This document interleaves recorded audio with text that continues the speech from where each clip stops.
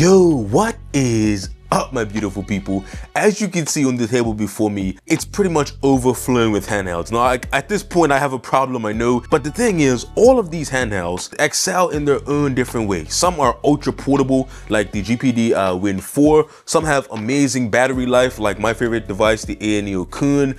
Some devices really take performance to another level, like the ONEXPLAYER X1 Pro with the HX370.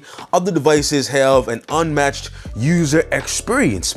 This is not a sponsored take at all, but I genuinely believe that of all the handhelds, one line of handhelds is really special, and that is the ONEXPLAYER X1 lineup. Now, this is a handheld that I truly believe takes, the portable PC to another level. I believe the X1 really pushes the boundaries of what it means to be a portable device, because this is the only handheld that can truly claim to be a 3-in-1 device. That's right, it can be a handheld, a tablet, and even a laptop replacement, and no other handheld can really claim to be a complete 3-in-1. Now, it started out with the X1 Intel version, and this is where we got a glimpse of greatness. Now, it wasn't fully fleshed out with the Intel processor. That's a story for another day, but let's just say the Intel processor, it was kind of a miss with the driver fiasco there. Then we had the X1 Mini and the 8840U powered X1, and this is where things got serious. This is where this device line really started to shine as an all-around powerhouse with that 3-in-1 sort of idea. So that is why today we are looking at the next step in the evolution. We are looking at the ONEXPLAYER X1 Pro. And this is where we see this thing really come into a next level. And today we're gonna be putting it to the test versus what some people consider to be the current king of handhelds, the ROG Ally X. That's right, we're putting these two titans to the test. If you've seen my original X1 versus Ally X video, you know the specs and they're pretty much identical. The only thing that changes is the fact that this has the new HX370 processor. So I'm not gonna really be doing a deep dive too much into all of the nitty gritty. I'm just gonna be giving you a straight up performance test. We're gonna put these two devices head to head and we're gonna see which one comes on top. And then at the end, I'm gonna give you like my thoughts on if you should buy this, who should buy this, who is this for, what it really means, to be the X1 Pro, and then I'm gonna get you guys out of here. So let's not waste any time. Let's get into these performance tests and put these devices head to head. Before we do that, make sure you smash that like button, make sure you subscribe, ring that bell, all that great YouTube stuff. So let's get into this comparison. Okay, so like I said, this is gonna be a performance-oriented test here. I already did a full comparison video between these two handhelds. I also did another one where I compared it to the Legion Go. I'll try to leave a link to those in the description. Maybe I'll have a card in this video somewhere. But just look at this, you guys. You cannot tell me that this is not something special. Just look at it. Okay, this is a handheld, right? And I think it's an amazing all-around handheld gaming PC. But you cannot look at this. This doesn't get you excited. Look at this, you guys. I know some people say it's ridiculous, but the reason I get so excited when I look at this device is because just look at the possibilities here. It's a handheld when you need it to be. It's a laptop if you want it to be. It's a tablet if you need it to be. I mean, you guys, you may think this is ridiculous because, oh my goodness, look how big this is. It's so big. It's so crazy. You guys, you can't push the boundaries and then stick to some sort of arbitrary limitations. You gotta push through the ceiling, and this is exactly what this device does. Now, I don't want to take anything from, regular handhelds. I guess you can call them regular handhelds, but just understand why I get so excited with this device. I know a lot of people think it's ridiculous because it's so big and it's so expensive, but this is special because there's no other device where you can really say it does all of these things. Now, this is what I call a jack of all trades, a master of none. But if you're into literature, you know the phrase continues, but I'd rather have a jack of all trades over a master of one. that's just how it goes. But anyway, I digress. I don't want to really feel like I'm trying to sell this to you. Let's just get into the performance test anyway. I will have to say a disclaimer. ONEXPLAYER did send me this specific ONEXPLAYER X1 Pro to test for you guys. I'm not being paid or anything like that. And as I said before, this is not a sponsored video. All the other X1s, I put both my own money. ONEXPLAYER was just nice enough to send the Pro version out to me just to test for you guys, because this is technically a prototype device. As you can see here, technically a prototype, but everything is pretty much finalized on it. They just sent this out to me to test for you guys. So let's get into the test. Okay, so jumping straight into the benchmarks here. This first test is Returnal. We are at pretty much the same settings, 1080p or 1200p low settings. We do have FSR on, and we are at 25 watts on both of these devices here. So this is gonna give them the best shot at doing well in this test here. Now, one thing I have to mention is the fact that the HX370 is exciting to me because it is much more efficient than the last generation processor. So the Ally X is at 25 watt TDP. It's pulling around 45 to 46 watts total system power. Now the X1 Pro is at 25 watts and it's only pulling 40 watts total system power. Now these are both at 50% brightness, and all of the sort of like settings are matched. Even with a much larger display, right, it's still using less power. It's still using around 10% less power, not even 10%, like 12% less power at 25 watts. And that is interesting to see. Now, first test is done. We got 48 FPS here, 48 versus 46, so nothing too crazy. Now the highest I've seen on here is around 51 to 52, so it's around a little bit lower than its max that I've seen, but I'm gonna just call it here 48 versus 46.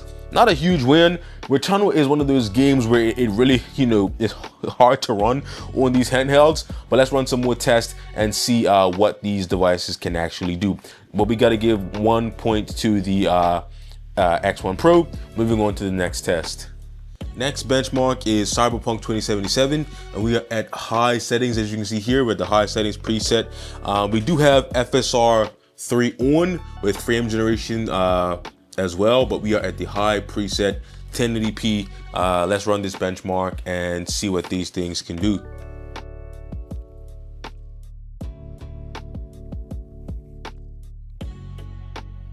Okay, so the benchmark is finished. We have an average of 60.4 on the Ally X and an average of 66.1 on the X1 Pro. So that's around a 10% difference.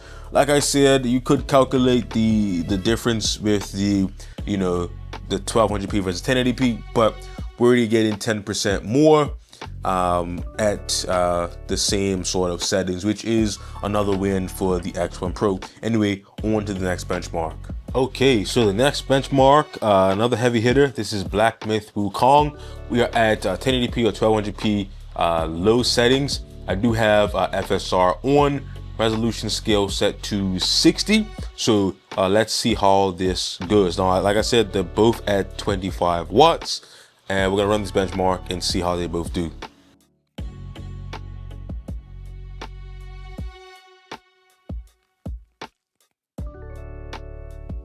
Okay, so this benchmark is finished. The ROG Ally X got 67 average, and the X1 Pro got an average of 71. So around 4 FPS more on average. Not so much, but it's another win for the X1 Pro. Let's move on to the next game. Okay, so the last benchmark we're gonna do in this performance test is going to be Dirt 5.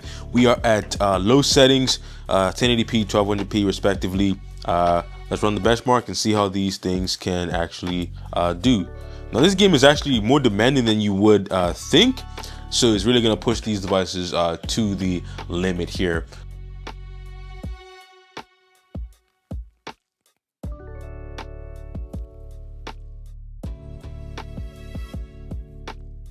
Okay, so the benchmark is finished here. We got an average of 61 on the X1 Pro and an average of 56.9 on the Ally X. So pretty good performance on both of these. We was able to average over 60 on the X1 Pro, which is always nice to see.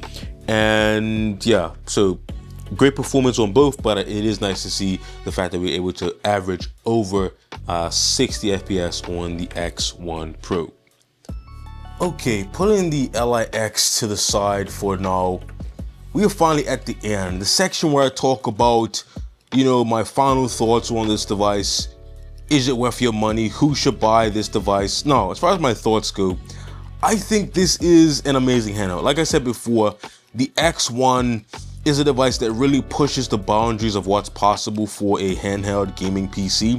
Being 3-in-1, I think it is something special. Now, some people will say it's too big, is obnoxiously large, and you can definitely make an argument for it being, you know, too large. It's not something that is considered to be compact as far as a handheld goes. But if you are looking for an all-in-one solution to replace your handheld, your tablet, your laptop, this is a device I believe does it better than any other handheld PC on the market right now, or any other sort of mobile device. Like you could get a laptop, but it won't be your handheld. You can get a tablet, but it won't be your handheld as well.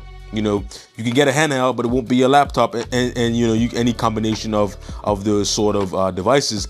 But the X1 is the only one that can say that it can realistically do all of those things. Now, it's kind of, you know, large for a handheld, but I absolutely do love this device.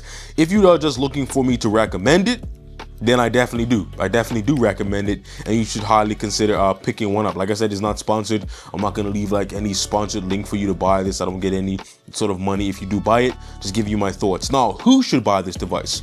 Now, if you have one of the other X1s, especially the X1 8840U, it's gonna be a tough sell to get you to go from the 8840U to the HX370 here. It's the same device in almost every aspect except for that new processor. Is that worth the, you know, 15% on average uplift you get in performance?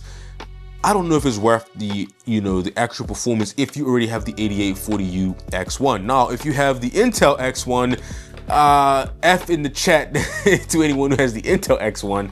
If you can get a good price on your, you know, X1, then maybe you can consider getting the X1 Pro.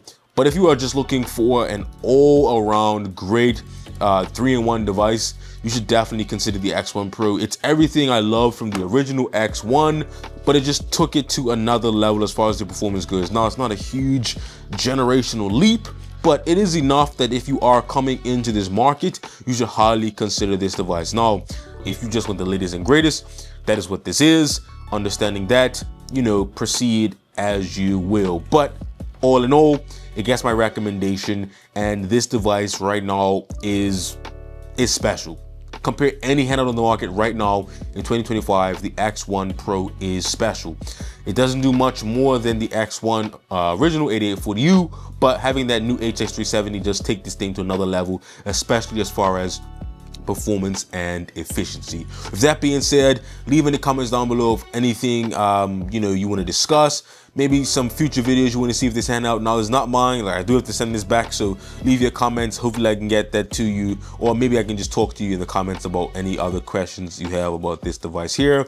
Let me know in the comments down below, and let's just talk. You know, do you have any of the older X1s? Are you sticking with the Ally X? What device are you looking forward to in 2025? Let's talk about all of that in the comments down below, and I look forward to answering all of those comments. And as always, make sure you smash that like button, make sure you subscribe and ring that bell so I can keep coming to you with more barely average dude content. The X1 Pro is special, and that's really all I can say about it. Anyway, I'll catch you guys in the next one. Peace.